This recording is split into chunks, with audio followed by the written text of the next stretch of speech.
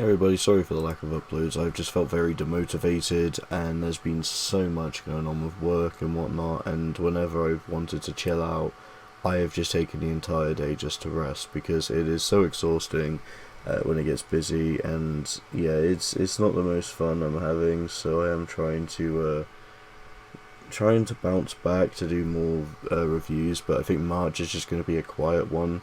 This month there is going to be the March albums of the month that I've not talked about, everything that I've missed, which is going to be almost the majority of it, but I just really not felt any desire to rush into talking about anything. And the only thing that really I was going to talk about was the new Lamb of God record, Into Oblivion, because I've followed Lamb of God for quite a bit. They're just quite an iconic metal band, and yeah, I wanted to talk about this one. So Into Oblivion, the band's strongest album, I think, in a little while.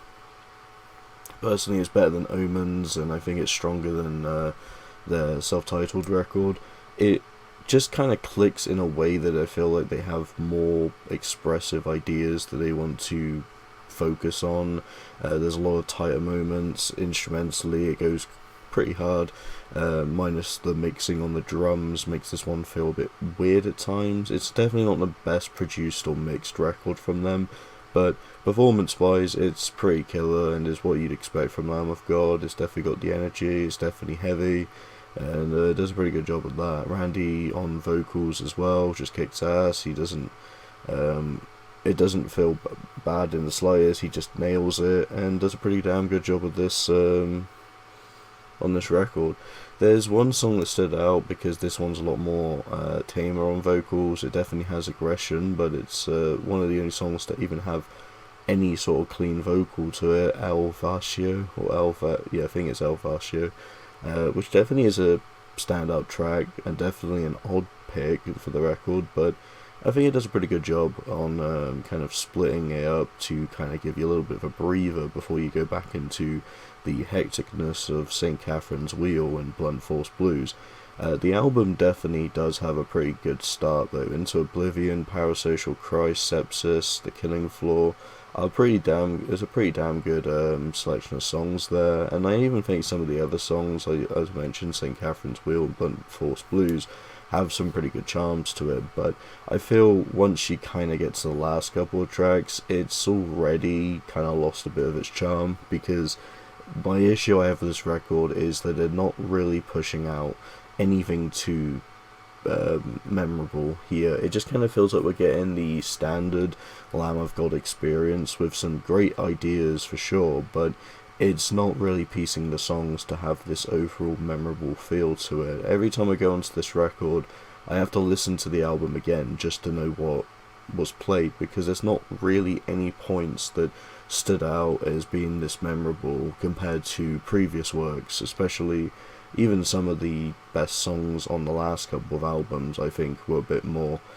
catchy and memorable and just kind of hooked you in easier than this. It's definitely not the most accessible album. If anything, it's a bit more trying to be a bit experimental with its ideas, and I give it praise for that, but I think execution-wise, it might be the best album in a while for consistency and how it looks, but as a whole, it's definitely not doing anything that exciting, or it's not really going anywhere that's necessarily going to reinvent the wheel or just make everyone see how Lamb of God has just taken a whole new direction and kicking ass with it. It just kind of feels like we're getting a standard representation of Lamb of God through the eyes of someone who has never listened to it, I suppose. And you know what, it still does a pretty damn good job selling off ideas though. Like, there's so many good songs on this record, and they definitely are still good, but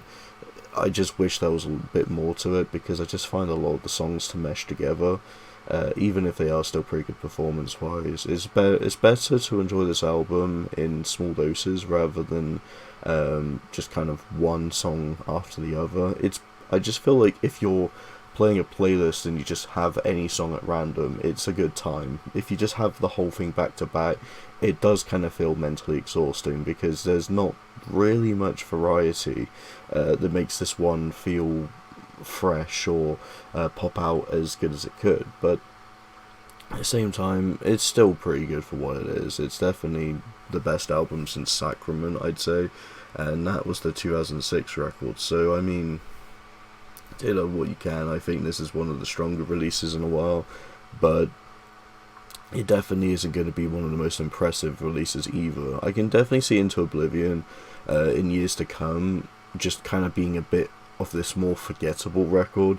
If they have more albums to follow on Into Oblivion, I can see this one just kind of fading into the background. It's not going to be an instant, I need to go to listen to this album experience. It's just kind of a, oh yeah, I guess they did this album as well. I'm not going to say it's like Korn Free, where most people won't even know it exists outside of Korn fans that know all the records. It's definitely going to have a lot more popularity to it, and it's definitely going to be looked upon as a great record.